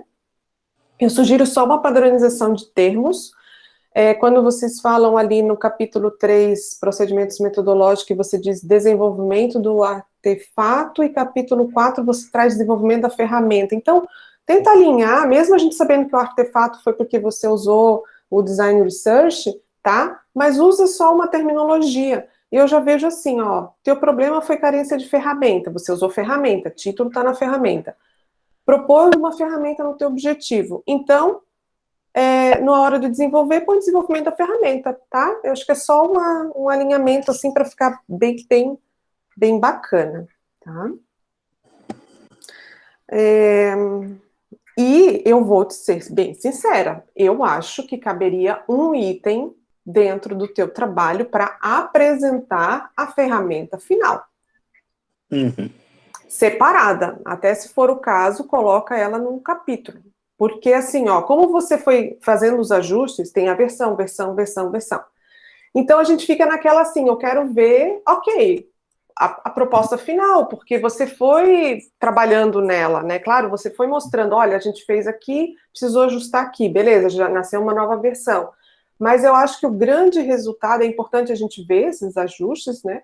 Mas a apresentação da ferramenta está bem bacana, eu acho que caberia um tópicozinho, ou no final desse desenvolvimento da ferramenta, um tópico apresentação, né, da Leme Visual Science, o que é a ferramenta, o objetivo dela, né, o que ela se propõe, como que ela é composta, né, por tantos guias, né, e aí você apresenta a versão final. Não precisa ser muito extenso nem nada, mas eu vejo que esse é o produto da sua dissertação, tá? Tem muitas oportunidades ainda de trabalhar nela, com certeza, porque a gente bem sabe, tanto eu quanto o Júlio, que trabalhamos na parte de desenvolvimento de ferramentas, de metodologias durante o doutorado, a gente não termina nunca, né, Júlio? Porque vai testando e vai vendo os ajustes, e o bacana está nisso, no aprimoramento, né? Mas, enfim, você chegou ali numa boa solução, né, nessa versão final ali proposta. Então, eu acredito que um item com ela ali, e não toda ela no apêndice, e talvez, se for uma questão de tamanho, né, talvez a maioria das coisas que foram ajustadas possam ir para apêndice, e o valor fica realmente no final, né, porque a gente até se perde um pouquinho nessa questão das versões, tá, Juliano? Então, acho que assim, se você der um tópico específico para ela, a versão final, né, para a apresentação da Leme, ela ganha um outro status, tá? Sim. Super bacana, assim, né? E aí, uma sugestão também, eu vi que ali nesse registro da ferramenta, você colocou o desenvolvimento ali, eu sugeria inverter os autores, de colocar você e o professor Júlio, acho que o Júlio está primeiro ali, e você o segundo, mas por ser resultado da tua dissertação, né? Então, entendo que estão juntos, sim, e não podem estar separados, mas eu acredito que a primeira autoria ali seria o Juliano na frente, né? Então, o que compõe essa ferramenta, né, quantos guias, e eu vejo, assim, importantíssimo ela como realmente para mediar e organizar esse processo de tempo, né, gente? 4 anos para um doutorado, eu vejo assim, gente, é uma formação nova, né? 4 anos você ficou na graduação, 4 anos são doutorado, você com teu orientador, né? Seguindo com o mesmo tema, você tem que estar muito motivado, tem que estar muito organizado, senão se perde no meio do caminho, né? Uma dissertação de igual forma que passa muito rápido, né? Então, as tuas conclusões ali, eu concordo bem com o que você colocou nas tuas observações, as ferramentas, sim, podem mediar, sim, né, e como professora da linha de gestão, eu já diria, sim, além de mediar, elas organizam, sistematizam, ajudam no controle desse processo, né, resgatar o modelo hands-on no final, tá, para incluir. Eu vejo como lacuna, tá? Para vocês pensarem aí nessa continuação, viu, Júlio? Para até ajudar ainda mais os professores aí nesse processo, inserir a questão do cronograma, da linha do tempo, né? Um item nessa ferramenta de vocês que a gente possa ter o tempo conforme o que eu estou trabalhando de orientação, né? Mestrado 2 anos, doutorado 4 anos. Então, assim, isso são possibilidades futuras de trabalho da ferramenta, né? Que eu acho que você fez muita coisa no mestrado. Não tem como aplicar, como avaliar, como... É muita coisa. Agora, o uso dela e o acompanhamento, eu acho que vai ser, né, né, a gente vai ter muitos resultados positivos com relação a isso, né? Que a gente encontra. Eu, particularmente, como orientadora, vejo que o maior desafio é o prazo, né? Então, como lacunas e oportunidades futuras, eu vejo, além da questão do tempo, dessa linha do tempo, digamos assim, para não trabalhar o termo cronograma, né? Essa linha do tempo de cada estudo, né? É muito importante. O que significa um primeiro ano de mestrado e um segundo? O que significa os 2 primeiros de doutorado e os 2 últimos, né?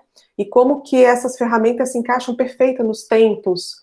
Qual é o papel de cada um nesse processo, né? Então, tem muita coisa bacana para estudar aí, eu vejo isso sim como possibilidades, mas gostei muito do que eu vi, Juliano e Júlio, estão de parabéns, né? Eu vejo que ali o nome das guias, de ser enfatizado, né, o que cada guia é, né, então a guia 1 é sobre o tema, né, essa guia 2 é sobre problema e justificativa, a 3 é sobre fundamentação teórica, ou é revisão da literatura, busca e análise, também ali acho que só precisaria, não sei se você saberia me responder, que eu fui vendo que vocês foram alterando o nome dali, né? Então, qual que fica ao final? Mas, enfim, é uma grande guia que ajuda nesse corpo teórico, né? Nessa sustentação da pesquisa, né? O objetivo, a guia 4, objetivo, né? Objetivos, e aí, pensando até nas aulas do professor Richard, né? Que fomos alunos dele, né, Júlio? Quando o professor falava dos verbos, né? Os verbos que ajudam a gente nessa definição ali, eu vejo como já seria um material de apoio, né, uma lista de verbos, assim como você já tem ali a classificação da pesquisa, né, não como uma receita de bolo, mas é um material de suporte, né, claro. E que a gente até pode estar ali trazendo os autores, né, que trazem essas classificações. Então, assim, olha, isso aqui é um panorama, né, dessas classificações, mas vários autores aqui estão, a gente não está reinventando e nem inventando a roda, a gente só está conectando, né, aí o que já temos, né, desses profissionais aí, esses autores maravilhosos, tá? Então, eu te parabenizo, obrigada, Júlio, os meus comentários, assim, seriam mais nesse sentido só de pequenos alinhamentos finais para a versão, né, porque a gente também já chega agora meio exaurido no final, né, e que a gente possa estar se utilizando de tudo isso em breve, né, auxiliar bastante nos nossos processos, e acredito sim que isso possa resultar num bom impacto, né, Júlio, e principalmente você também com o teu grupo, né, de ir aplicando desde o início e ver o resultado disso, né, a longo prazo, como que a ferramenta vai se comportar, né. Então, é isso, muito obrigada, eu fico à disposição também, viu? Professor, eu tenho que agradecer bastante, os feedbacks realmente foram bem pontuais, assim, são coisas que a gente precisa dar uma melhorada mesmo, a gente vai fazer. E sobre o hands-on ali, foi uma coisa que eu notei fazendo as anotações para a apresentação, assim, poxa, eu falei disso, é tão importante porque a gente usou isso, ele faz parte da ferramenta, esse modelo hands-on, né? O Júlio tem esse tipo de orientação também, a gente pegou junto, a gente trabalhou junto, criou muitos painéis visuais para montar essa ilustração. Sim, né? Bem legal, e talvez você possa resgatar, se vocês resolverem inserir e dar destaque num item para a ferramenta ali no capítulo, você trazer isso na essência dela, né? Se foi pensado nisso, ela pode estar na essência, né? Sim. Tá bom? Ótimo, lhe agradeço bastante pela participação também, por aceitar participar da banca. Bem feliz. Parabéns aí. Obrigado. Bom, Vi, eu só tenho a agradecer pelos feedbacks, né? Eu tomei nota de todos eles aqui.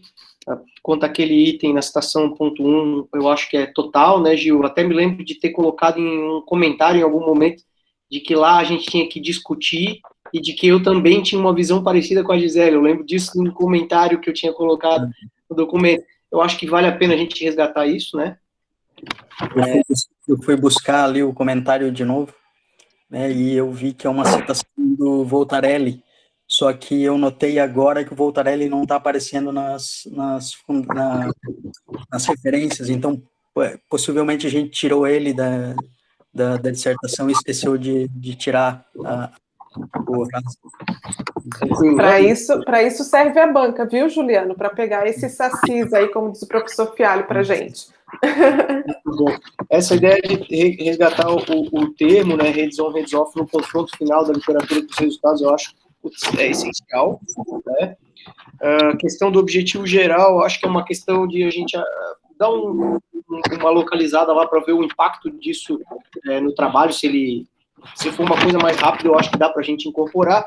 Se for um pouco difícil, talvez a gente priorize outras coisas, mas eu acho que dá, né? A aderência ali também, vamos trabalhar. Concordo com o reposicionamento do item 1.8 pelo 1.7. Um Ctrl-L ali para desenvolvimento de artefato versus desenvolvimento de ferramenta, eu acho que vai dar total alinhamento, fácil de fazer, vamos incorporar. a questão da lista de verbos é uma coisa que a gente tinha pensado, né, Gil, nas primeiras e acabou passando batido. Eu lembro que um professor da engenharia passou isso, e acho que seria bem, bem útil trazer como orientação de apoio numa dos versos, de umas guias ali. Acho bem interessante mesmo. E acho que o grande golaço aqui, que eu concordo com a Gisele, e acho que a gente, no tempo que a gente tinha ali, como é que é? A pesquisa não acaba, o que acaba é o tempo, né? Então, pelo tempo, e aí a gente teve que ser estratégico ali, a gente resolveu levar as versões finais para apêndice mesmo, porque não daria tempo de costurar isso como capítulo. Mas dependendo do tempo que a gente tiver aqui, talvez seja viável. Eu concordo com a Gisele, eu acho que vai dar muito mais corpo para a tua entrega, né? Então, se tiver tempo, é uma coisa que a gente gostaria de fazer, né? Acho que bem simples, tá, Júlio? Nada muito assim. Pensa, Juliano, como que seria dar uma aula, apresentar, né, a ferramenta. Então, organizar, né, o que que é, do que se trata a essência, e aqui tá ela, ó, pum, sabe? Isso vai ser bem rico mesmo, vai ser um capítulo bem mais visual do que textual, né? Exato, para a gente poder até citar, né? Total, acho que faz muito sentido. E, bom, era isso, eu acho que das duas primeiras falas a gente já viu um monte de oportunidade, né, Gil, e ficamos super felizes, e realmente esses sacis pulam aí nessa fase final. Queria passar, então, mais uma vez agradecer a Gi, e passar, então, a palavra ao professor Richard, como o nosso último membro da banca aí, Richard. É um prazer te ter aí, cara, tá com a palavra. O decano. Bom, então, eu agradeço aos colegas, né, Juliano e Júlio, o prestígio de ser convidado aqui para compor esta banca, realmente trabalho muito distinto.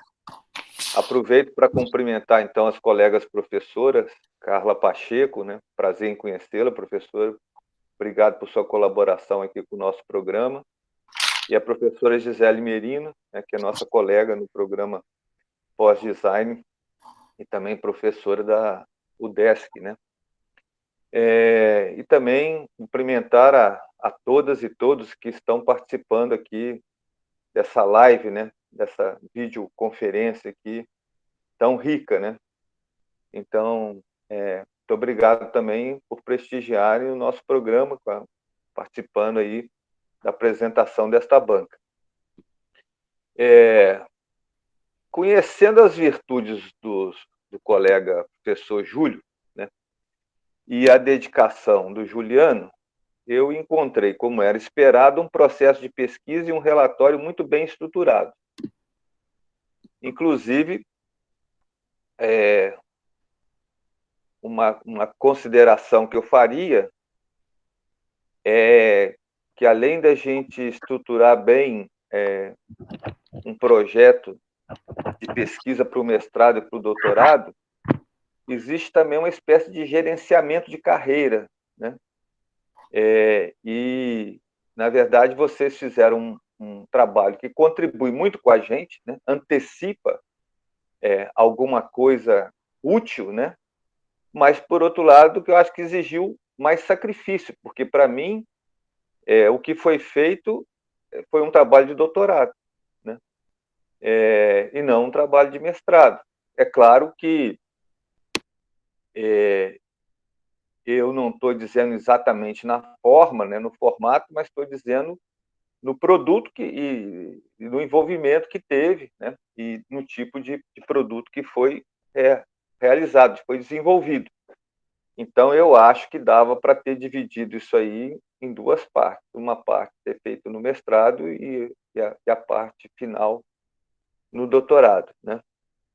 Destaca-se, então, que para uma pessoa que também se dedicou e domina a linguagem do desenho, né, o Juliano é um desenhista, né, foi uma grata constatação de um texto tão bem escrito e fundamentado, né? Então, Juliano, não sabia que, além do talento de desenhista, você também tinha esse talento aí para escritor, né?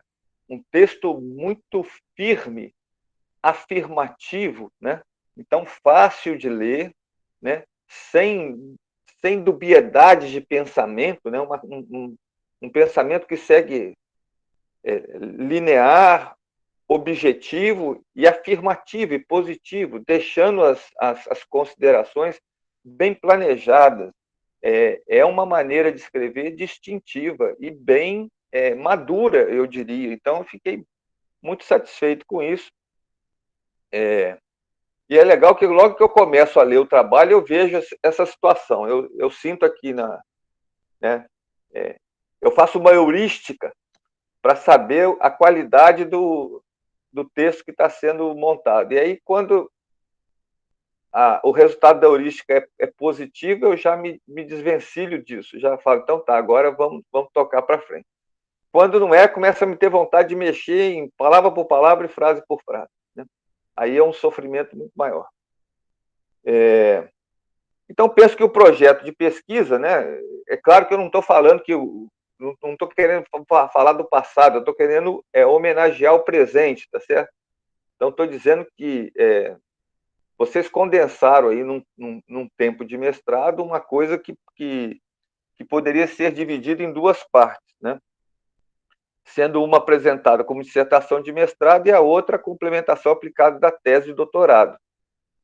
Então, eu poderia assim, pensar num mestrado que seriam elementos e aspectos diretivos, né, da pesquisa científica ou acadêmica em design. Colocaria em design, né, para poder ficar dentro do programa. Né? Mas ali, então, você fundamentaria com mais tranquilidade, né, todos os pressupostos do que seria uma pesquisa científica, uma pesquisa acadêmica, essas questões todas que depois fariam os construtos básicos e a estrutura básica para formular, no segundo, um projeto e a proposta do Leme, né? do recurso ou da ferramenta, do jeito que preferir julgar. Isso entraria naquela questão que a gente chamaria de administração do processo maior, né? Que é o próprio processo da pós-graduação.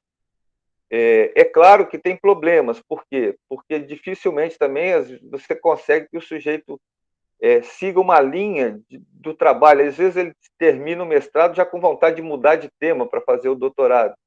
Mas, para mim, me interessa muito essa ideia de que eu posso dividir numa pesquisa mais básica e mais descritiva, né, o trabalho do mestrado, e depois uma pesquisa aplicada no trabalho do doutorado, já fundamentado naquilo que foi feito no mestrado. Em alguns casos, eu consegui isso. Mas não estou dizendo isso para reclamar ou dizer da falta, pelo contrário, eu estou dizendo isso porque vocês investiram muito num tempo que poderia ser muito mais extenso, né, numa outra perspectiva e, ao mesmo tempo, válido. Né? Já que foi falado nos verbos, né, não tocaria nisso de outra maneira, mas já que tem essa oportunidade, né, eu diria, sim, que é justo que a gente faça os nossos objetivos específicos meio que pontuando as etapas da nossa metodologia, né? Ou seja, aquelas coisas que nós temos que fazer, né, para chegarmos ao desenvolvimento da pesquisa e efetivarmos ali as condições para cumprir o objetivo geral. Só que, assim, eu acho que o que faz a diferença, no caso, é que quando eu coloco lá na metodologia, eu falo a ação, o que eu devo fazer. E quando eu coloco no objetivo, eu acho melhor, mais justo, já que é o objetivo, é o propósito a ser alcançado, eu apresentar o resultado do que eu farei. Né? Então, a promessa do que eu farei. Então, por exemplo, assim, quando eu falo o verbo extrair, né, eu vou extrair, isso é uma ação. Quando eu falo eu vou identificar, né, aí já é o resultado, entendeu? Eu já extraí e já identifiquei, ou já selecionei, entende? Então, assim, extrair é ação, identificar é resultado. Né? Construir é ação, apresentar é resultado. Entende? Aí tem outras coisas dúbias, né? Por exemplo, avaliar, eu não sei direito se é uma ação ou um resultado, entendeu? Porque mas em alguns casos fica bem claro. Um verbo que é a ação, esse verbo poderia estar mais lá na metodologia, e um verbo que é de apresentação ou de proposta, de promessa, né, que define um propósito, esse estaria nos objetivos, principalmente nos objetivos específicos, que exigem mais verbos, tá certo? Então, assim, se quiser ser muito precioso, né, eu alteraria pelo menos os 2 primeiros objetivos específicos e alteraria o verbo. Trocaria o extrair por identificar ou selecionar assim, e o construir por apresentar. Mas também, se não quiser fazer isso, terá 1000 outros professores e outras pessoas que dirão que não, que é um propósito realizar a ação. Então, também estaria justo, né? Mas, já que falaram nos verbos, eu resolvi falar nos verbos também. A outra coisa que eu concordo, aproveitando já uma fala da professora Gisele, é que muita coisa você faz, quer dizer, muita coisa não, desculpa, em algumas coisas, e às vezes poucas coisas, você faz afirmação como essa questão de que o orientador é muito importante ou relevante, etc. E aí concordo com tudo que ela disse, mas é preciso fazer uma mediação melhor disso aí, né? Assim, a outra coisa é, por exemplo, assim, então, você trata seu problema com muita verdade, assim, e no entanto, assim, eu concordo, né? Até porque você cita um autor também que diz isso, que falta ferramentas ou recursos, né? Mais diagramáticos, né? Esse tipo de ferramenta gráfica para ajudar o planejamento e o desenvolvimento de uma dissertação, de uma tese. Ponto. Mas eu não diria que, de maneira geral, né, não há já muito esforço, não necessariamente na área gráfica, para definição de pesquisa, de métodos, entende? Quer dizer, você tem uma vasta situação disso. Então, quer dizer, eu acho que poderia ter uma ponderação mínima, dizer assim, muito esforço já foi feito nesse sentido, né? Porém, o que difere essa proposta aqui, o que a torna, né, inclusive, digna, se fosse o caso de um projeto de doutorado, é exatamente o fato de que nesse formato não há tanta coisa assim, né? Também senti falta da apresentação do produto no documento de dissertação, né? A melhor forma que você puder fazer isso do produto final, como também reforçando o que a professora Gisele disse. E também senti falta porque é um benefício que o leitor teria, né? Não necessariamente porque deixou de ser feito. Ou seja, eu estou falando mais aqui do ponto de vista do leitor do que do ponto de vista de um executor que faria diferente, entendeu? Eu não estou condenando exatamente o que foi feito. Agora, eu acho exatamente porque o trabalho, num tempo de mestrado e de dissertação, teve que focar muito no desenvolvimento disso que se chama ferramenta ou recurso gráfico, etc., né? E essas considerações, eu acho que faltou um pouco de fundamentação prévia, né? Então, assim, eu acho que vocês fazem um funil assim muito largo em cima, inclusive quando você vai justificar as necessidades ou as possibilidades, você coloca as razões sociais, as razões isso e aquilo. Então, quer dizer, você amplia bem um processo ali, né? Aí depois ele afina muito rapidamente. Foi o que foi possível, não estou, né? Assim, mas ele afina muito rapidamente para a ferramenta, né? E aí você fala lá em construtos e estruturas. E eu acho que tem 2 tipos de construtos e de estruturas. Tem construtos e estruturas que são típicas da metodologia de construção da ferramenta, e tem construtos e estruturas que são típicas da pesquisa teórico-bibliográfica que foi feita. Então, assim, você, por exemplo, vai falar 96 vezes a palavra heurística no singular ou no plural. Aí, assim, como eu fui lendo, depois, às vezes, lá no final, eu falava, mas eu não vi tal coisa. Aí eu fazia uma busca pela ferramenta de busca do próprio sistema que eu estava lendo. Então, aí eu achei que tinha sido 96 vezes e tal, e pode ser que eu tenha não visto o que eu deveria ter visto de maneira, mas eu não achei um conceito sobre o que é heurística, entendeu? Então, assim, a mesma coisa, você fala 97 vezes a expressão pesquisa científica.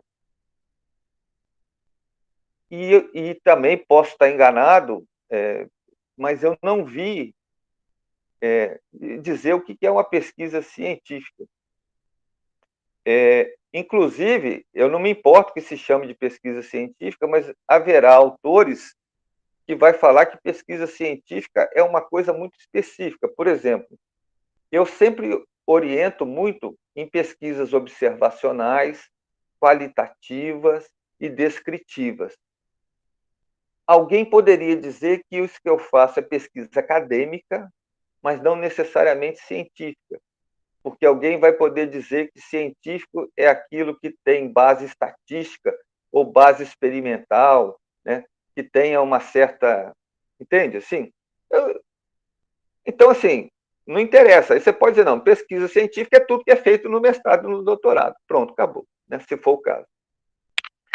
Outra coisa, você fala lá se apresenta as categorias de pesquisa muito rapidamente no corpo do texto, mas mais lá na sua ferramenta, né? Pesquisa qualitativa, pesquisa assim, assado. Mas eu também não vejo um momento da dissertação que discuta essas características. Mas aí eu tenho uma solução.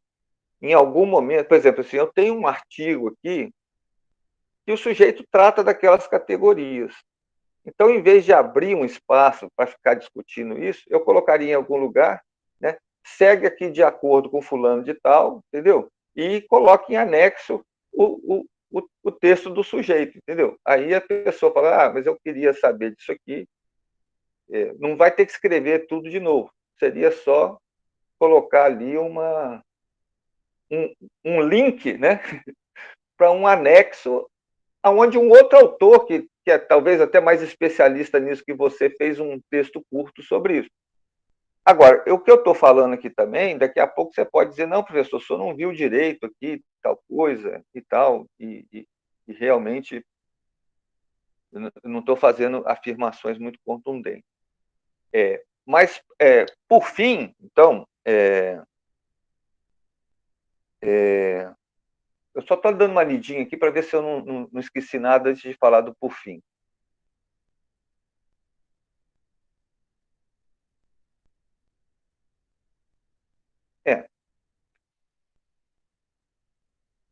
Sim.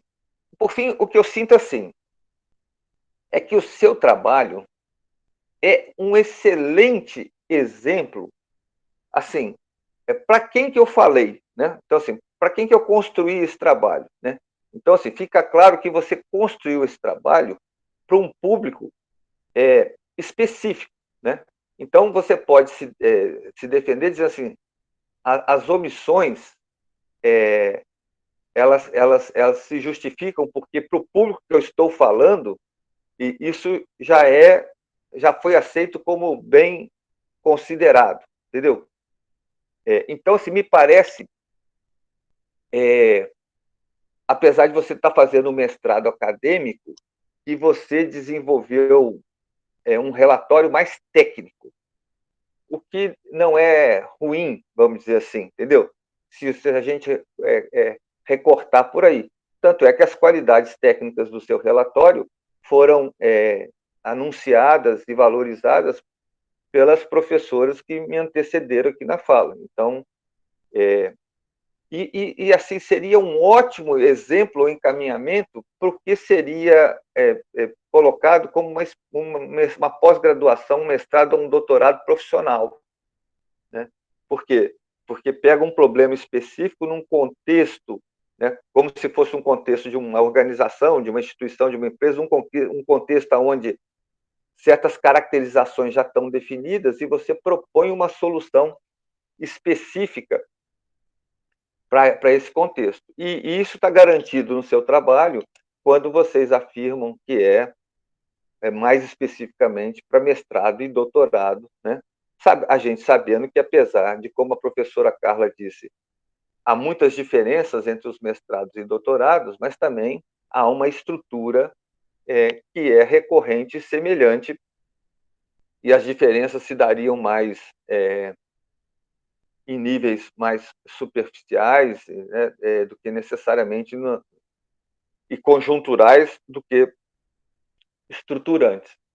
Então é isso. Eu falei o que eu achava, mas eu queria dizer o seguinte: tá, professor, e se a gente não mudar nada? Se a gente entregar para a BU exatamente isso aí? Eu falo, olha, muito obrigado pela contribuição que vocês deram, o trabalho está excelente, entendeu assim?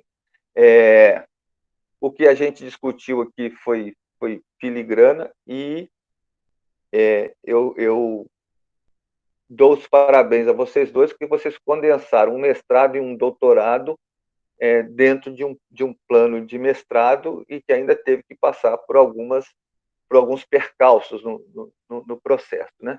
Então, isso mostra uma qualidade uma qualidade elevada no processo, né? Era isso que eu gostaria de dizer. Enfim, são as minhas considerações. Muito obrigado pela oportunidade. Professor, agradecer bastante também os feedbacks. Tem muita coisa que realmente a gente leva muito em consideração da sua fala, né? Eu vou mexer no texto ali para adaptar. Queria dizer que sinto muitas saudades de tomar um cafezinho com o senhor, né? E que essa linguagem textual, para mim, ela é muito mais sofrida do que a linguagem de desenho, a linguagem gráfica. Né? Então, teve bastante ajuda, teve pessoal que revisou bastante o que eu já tinha escrito, os meus fichamentos, tal, né? Tudo que eu já tinha desenvolvido. E teve bastante ajuda nesse texto, mas, confesso, é dolorido para mim chegar, né, nesse ponto. Foi. Mas ótimo, agradeço bastante a participação, né, o aceite de participar. E é isso aí, a gente vai fazer as melhorias ali que foram apontadas também, né? Conversar um pouquinho. Muito obrigado. Só para complementar, Juliano, quando você chegar nos 60, fica mais fácil essa coisa do escrever. Só não pode parar no meio do caminho, tá certo? A outra questão que eu queria dizer é o seguinte: ouça o que eu falei, mas, pelo amor de Deus, entendeu? Não vá, mexa só naquilo que for. Você fala assim, é fácil, é indispensável, está aqui. Ou seja, não vá começar a cavar grandes buracos nesse terreno que já está tão bem aplainado aí, só por causa das coisas que eu disse aqui, tá bom? Agora eu encerro mesmo, Júlio, fica com a palavra. Obrigado, Richard. Obrigado, Gil, também por já trazer o retorno aí. Bom, eu acho que agora já primeiro falando especificamente do que o Richard colocou e depois fazendo um arremate aqui, que eu queria fazer publicamente. Bom, eu acho que o Richard deu uma aula aqui rápida e para mim também sobre essa questão do uso dos verbos, que é uma questão que sempre mora essa dúvida. Eu acho que fazer alguns ajustes ali entre extrair, identificar, construir, mudar para apresentar, eu acho que vai ser super fácil, né, Gil? Com Ctrl L ali a gente consegue localizar o impacto disso, e acho que faz total sentido para mim, eu acho que dá para trazer. Com a consolidação do que colocou o Richard e a Gisele, eu acho que a gente começaria por aí, Gil, tentando trazer o que tu tem do teu principal apêndice, que é a entrega da ferramenta, como um capítulo mesmo dentro da tua dissertação. Se eu fosse escolher a prioridade 1, eu diria que é esse. É melhor a gente fazer isso primeiro, deixar isso posto, porque vai ser um baita benefício para o teu trabalho. O resto a gente pondera ali no espaço-tempo que a gente tem de correção, mas eu acho que esse aí vai ser um baita entregável do teu trabalho, eu concordo plenamente com eles. Sobre o que o Richard colocou, eu acho que é fácil de trazer um conceito sobre heurística, né, desses atalhos mentais que a gente tem na aprendizagem, né, e a conceituação sobre pesquisa científica e suas variações, eu acho que se faz necessário nas partes mais iniciais, onde você aparece talvez a primeira vez com o termo ali. O da heurística, eu cheguei a pensar nisso e acabou passando batido na reta final, mas pesquisa científica eu sequer tinha me atido, então eu acho que esse trabalho primoroso aí da banca foi muito legal, realmente passa muita coisa, eu acho que esse o papel de uma banca propositiva ali foi muito bom. Então, para reunir assim numa fala final, todas as observações da Carla, da Gisele e do Richard vão só engrandecer o teu trabalho. Tenho certeza que a gente vai conseguir implementar, se não tudo, boa parte do que foi colocado aqui. Esse é um compromisso que eu assumo aqui junto com o Gil. E dizer que foi um prazer enorme orientar o Gil, reunir essa banca aqui, que embora seja uma banca amiga no sentido de que com todos os que aqui estão na banca eu sou amigo mesmo, mas não é uma banca de compadre, é uma banca que olhou para o teu trabalho criticamente e está trazendo um monte de coisa aqui que com certeza vai engrandecer o teu trabalho. Então isso me deixa muito feliz, né, de a gente ter o rigor teórico aqui, o rigor metodológico, o rigor de crivo, mas colocado de uma forma amistosa. Eu acho que isso aí é muito legal. Por fim, eu queria agradecer o grupo de pesquisa aqui que fez uma força-tarefa na fase final, né, Gil? A gente sabe que essa fase final é mais difícil, então o Gil teve as suas dificuldades, como todos nós, né? Então, teve um certo momento ali, né, Gil, que ele apavorou, ele pensou, eu não vou conseguir, né? Os prazos começaram a se esgotar. A questão da pandemia foi bastante prejudicial, né, Gil? A gente estava fazendo um trabalho hands-on mesmo, assim, mexendo com a mão nos papéis mesmo, e de repente o processo físico de orientação sumiu, né? A gente teve que carregar isso em paralelo. E eu fico muito feliz de ver os feedbacks de toda a banca aqui, de ver tantos amigos do Gil e do nosso grupo de pesquisa presentes aqui assistindo a defesa. Isso mostra aí que o Gil está realmente ancorado no ombro de gigantes, e os gigantes são essa banca amiga, todos esses alunos que estão aqui assistindo e colegas que vieram a assistir. Fico realmente muito agradecido. Gil, vou deixar umas palavras finais contigo, antes de a gente se reunir em um link separado que eu já coloquei ali para o WhatsApp dos professores e também no chat. Tá contigo, cara. Joia, cara.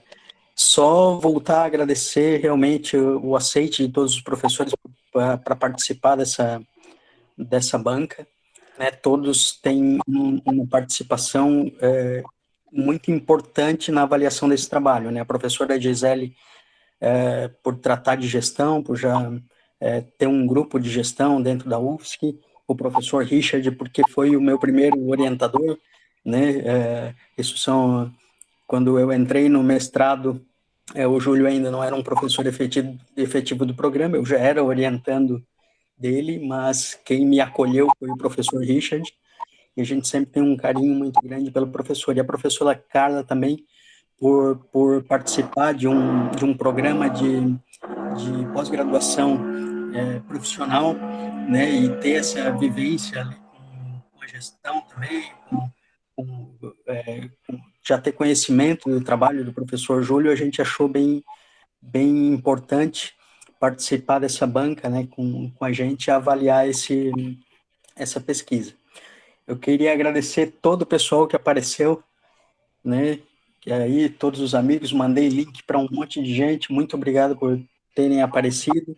Agradecer especialmente a Carol, que ficou até de madrugada comigo para ajeitar todos os slides, né, para deixar ele bonitinho para a apresentação. E todo o Grupo Leme, como o Júlio já tinha falado. E é isso aí. Muito obrigado a todos. Valeu, Julinho. Bom, Gil. Muito bom, Gil. Então, gente, eu peço que vocês permaneçam aqui na sala, enquanto eu, a Gisele, a Carla e o professor Richard vamos nos reunir numa sala paralela para avaliar o mérito de aprovação do teu trabalho, Gil. Já passei o link ali a eles. A gente vai sair da sala aqui, né? E logo em seguida retornamos, tá? Gil, eu vou colocar aqui, vou pausar a gravação, tá? E Sim. quando eu retornar, eu peço que tu me ajude a lembrar de gravar o veredito aqui, tá bom? Joia. Então, obrigado, pessoal. A gente já retorna aqui, e a Gil, ao Richard e a Carol e a Carla, eu encontro vocês naquela outra sala que eu passei aqui no chat e no WhatsApp também, tá bom?